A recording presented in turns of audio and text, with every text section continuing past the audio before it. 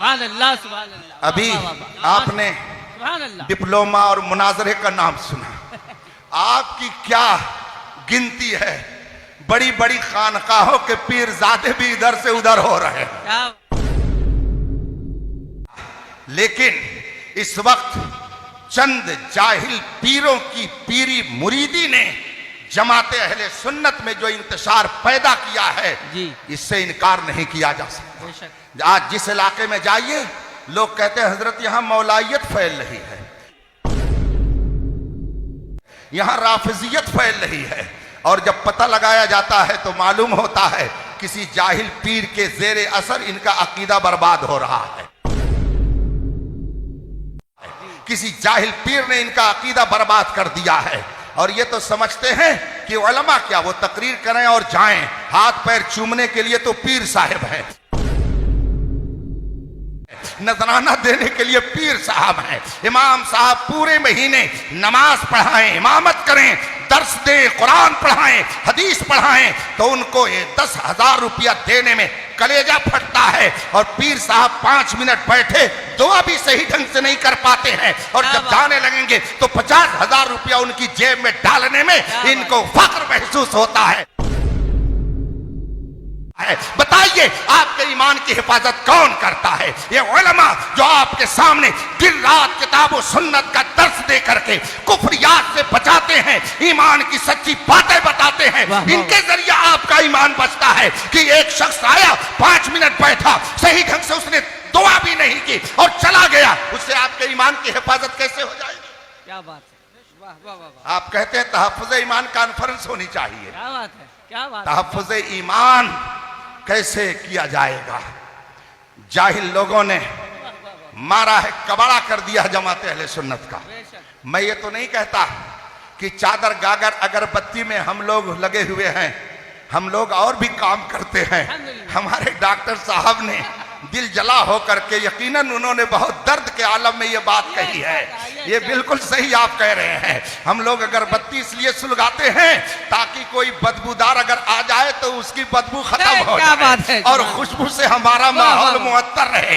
हम अपने बुजुर्गों के आस्थानों पर चादर इसलिए पेश कर देते हैं ताकि पता चले कि हम लोग अगरचे गुनहगार हैं मगर इनके दामन से वाबस्ता हैं, ये बड़े अल्लाह वाले हैं, तो इनकी बरकतें हमको भी मिलेंगी, और जो कोई इधर से गुजरे वो भी बरकत लेकर के जाए। इस अलामत के लिए हम चादर लगा देते, मगर अल्हम्दुलिल्लाह अहले सुन्नत बहुत बड़े बड़े इदारे भी चलाते हैं, बहुत बड़े बड़े उनके यहाँ मदारिस भी कायम है, बल्कि पूरे हिंदुस्तान में अहले सुन्नत के मदारिस का जो अजीम जाल बिछा हुआ है उसी की बरकत है कि गांव गांव मसलक आला हजरत का। सुभान अल्लाह, सुभान अल्लाह, सुभान अल्लाह, वाह वाह वाह, सुभान अल्लाह, अल्लाह अकबर, या रसूल अल्लाह।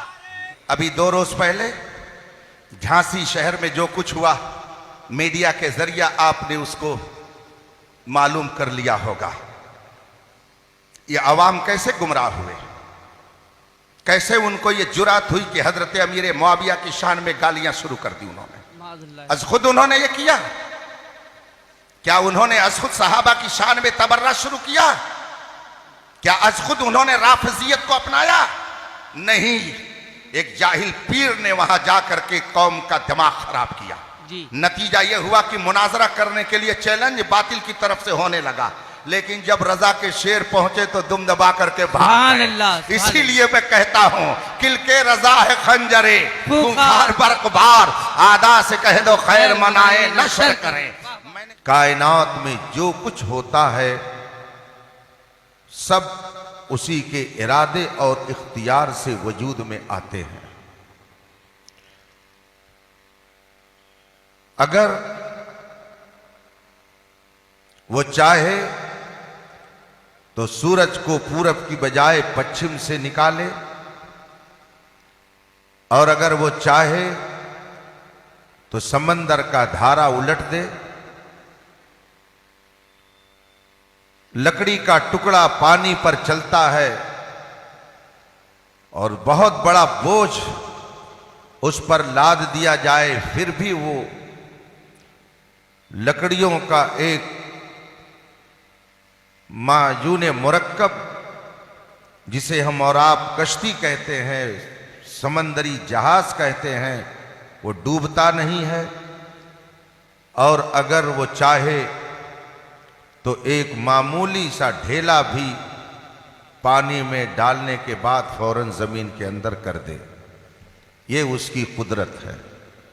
ला शरीका लहू वला सहीमा लहू वला नजीरा लहू वला वजीरा लहू। उसका कोई शरीक नहीं, उसका कोई सहीम और मुकाबिल नहीं, उसका कोई भी मुमासिल नहीं, और कोई उससे मुकाबला आराई की जुरात नहीं कर सकता। अकीदे तौहीद ये है और अकीदे रिसालत ये है कि उसने बंदों की हिदायत के लिए अपने कुछ मखसूस बंदों को दुनिया में भेजा। उन मखसूस बंदों का सिलसिला हजरत आदम अलैहिस्सलाम से शुरू होता है और हमारे और आपके आका व मौला जनाब मुहम्मदुर रसूलुल्लाह सल्लल्लाहु अलैहि वसल्लम पर वो सिलसिला खत्म हो जाता है, जिसे हम और आप अकीदे रिसालत कहते हैं। अकीदे तौहीद और अकीदे रिसालत यह इस्लाम के बुनियादी अकायद में है। इस वक्त दुनिया भर में जितने इंसान पाए जाते हैं उनकी तादाद एक सर्वे के मुताबिक 8 अरब बताई जाती है। 8 अरब इंसानों की आबादी इस वक्त पूरी दुनिया में पाई जाती है। इतनी बड़ी आबादी में 6 अरब वह इंसान बसते हैं जो इस्लामी अकायद के मुनकिर हैं, रसूल पाक का कलमा पढ़ने से इनकार करते हैं, और 2 अरब के करीब वो लोग हैं जो रसूल पाक सल्लल्लाहु अलैहि वसल्लम का कलमा पढ़ते हैं। लेकिन इन कलमा पढ़ने वालों में बेशुमार लोग ऐसे हैं कि जो अकीदे तौहीद में भी अपने एतबार से गड़बड़ी कर चुके हैं और अकीदे रिसालत में भी उन्होंने मनमानी बातें गढ़ करके उम्मत के दरमियान इंतशार पैदा कर दिया है। पूरी दुनिया के लोग इस वक्त उम्मत मुस्लिमा के इन दोनों बुनियादी अकीदे को डैमेज करने के लिए और मुसलमानों के इस बुनियादी अकीदे पर हमला करने के लिए हर तरह का हरबा इस्तेमाल करने में मसरूफ हैं। अकीदे तौहीद ये कि खुदा के अलावा कोई इबादत के लायक नहीं, वही इस कायनात को चलाता है, वो हर ऐब से पाक है, मगर एक जमात इस अकीदे को खराब करने के लिए न जाने कितने दिनों से कोशिश में है और उम्मत मुस्लिमा को ये नजरिया दे रही है कि खुदा वो है जो झूठ बोल सकता है। अकीदे तौहीद में गड़बड़ी पैदा करने वाली यह जमात पूरे हिंदुस्तान में जगह जगह फैली हुई है। एक जमात और निकली हुई है जिसका कहना है कि अगर हमने खुदाए कुद्दूस की इबादत के साथ किसी और के सामने इबादत के लिए सर टेक दिया तो इसमें क्या फर्क पड़ता है, यह इंसानियत है, यह इत्तेहाद इत्तेफाक की बात है। चुनांचे वो जमात भी पूरी जिद्दोजहद में मसरूफ है और न जाने कितने नौजवान इस नजरिए के हामिल हो गए और उनका अकीदे तौहीद खराब हो गया। कलमा पढ़ने के बावजूद ऐसे बेशुमार इंसान इस वक्त पाए जाते हैं कि जो खुदा वंदे कुद्दूस के सिलसिले में गलत अकायद व नजरियात रखते हैं। बल्कि अब तो तूफान इतनी तेजी से हमारे सरों पर आ गया है कि अभी 3 माह कबल तेलंगाना स्टेट से मेरे पास एक मौलाना साहब ने फोन किया और उन्होंने बताया कि हजरत 6 नौजवान कॉलेज में पढ़ने वाले मुझे ऐसे इस शहर में मिले कि जिन्होंने खुदा के वजूद का इनकार कर दिया। वो कलमा पढ़ने वाले थे, मुसलमान घर में पैदा हुए थे, मगर उनको कहां की हवा लगी ये पता नहीं चल सका और 6 नौजवानों ने खुदा के वजूद का इनकार कर दिया। कई साल पहले की बात है, एक आलिम साहब नेपाल मुल्क टहलने गए। काठमांडू में एक घर में उनका क़याम हुआ।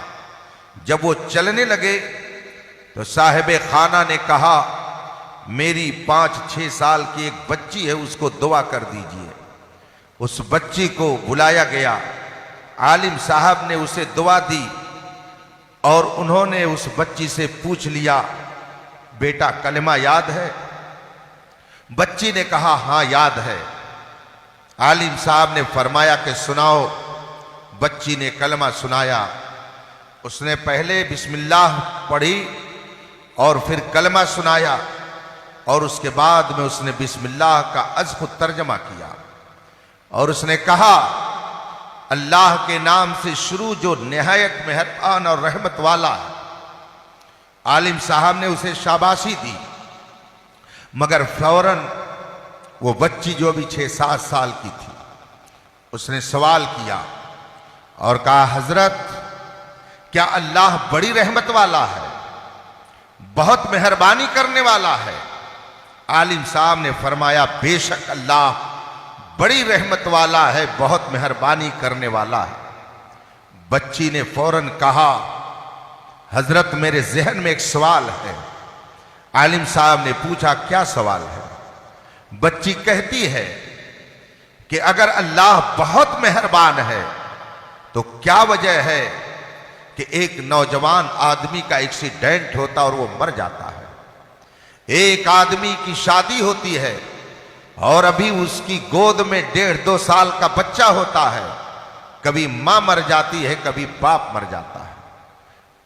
क्या है कि कभी बच्चे की पैदाइश के वक्त मां मर जाती है मगर बच्चा मौजूद रहता है।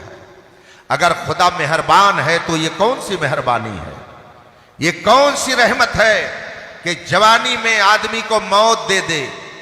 ये कौन सी मेहरबानी है कि अभी बच्चा पैदा हुआ और मां को मौत दे दी जाए। अगर खुदा बहुत मेहरबान है तो ये मेहरबानी हमारी समझ में नहीं आती है। जो ही उसने ये बात कही, आलिम साहब ने उससे पूछा, बेटा ये तो बताओ कि ये सवालात तुमको किसने बताए हैं, किसने तुमसे ये सवालात किए? उस छोटी सी बच्ची ने जवाब दिया कि ये सवाल मैं जिस स्कूल में पढ़ती हूं वहां की टीचर ने मुझे बताया है। मालूम हुआ कि वो एक ईसाई स्कूल में पढ़ने वाली तालिबा है और वहां उसे ये बताया गया कि अगर तुम्हारा खुदा बहुत मेहरबान है तो ऐसे काम क्यों करता है, मुझे बताया जाए। अकीदे तौहीद पर हमला किया कि नहीं किया? अकीदे तौहीद को बर्बाद करने के लिए उसको तालीम दी गई कि नहीं दी गई? न जाने कितने नौजवान इसी तरह के शुकूक व शुबहात में मुब्तला होकर कलमा पढ़ने के बावजूद खुदा के वजूद का इनकार कर रहे हैं। अभी 1.5 साल पहले की बात है, मेरे पास वालिदैन आए एक बच्चे के और उन्होंने उस बच्चे की दास्तान सुनाई और कहा इसने अपनी बीवी को तलाक दे दी है। बीवी और शौहर दोनों साथ आए हुए थे। बीवी से तस्दीक की गई, शौहर ने भी इकरार किया और उसके बाद बीवी कहती है कि सिर्फ यही नहीं कि इन्होंने मुझे तलाक दी, ये देखिए मैंने इनके जुमलों को सब लिख रखा है। मैंने जब वो कागज पढ़ा तो मेरे होश उड़ गए। वो नौजवान जो मुसलमान घर में पैदा हुआ, जो कलमे तैयबा पढ़ने वाला था, मगर उसमें अल्लाह की शान में मुगल्लज़ात लिखे हुए थे। खुदा की शान में उसने गुस्ताखियां की थी, गाली दी थी, खुदा के वजूद का इनकार किया था। इस तरह के हालात पूरी दुनिया के अंदर इस वक्त बनाए जा रहे हैं। जगह जगह के तुझे थक चुके हैं हंगामे, निशाते लज्जते ख्वाबे गिरा बदल डालो। गलत रवि से मनाजिल का बोध बढ़ता है, मुसाफिरों रविशे कारवां बदल डालो।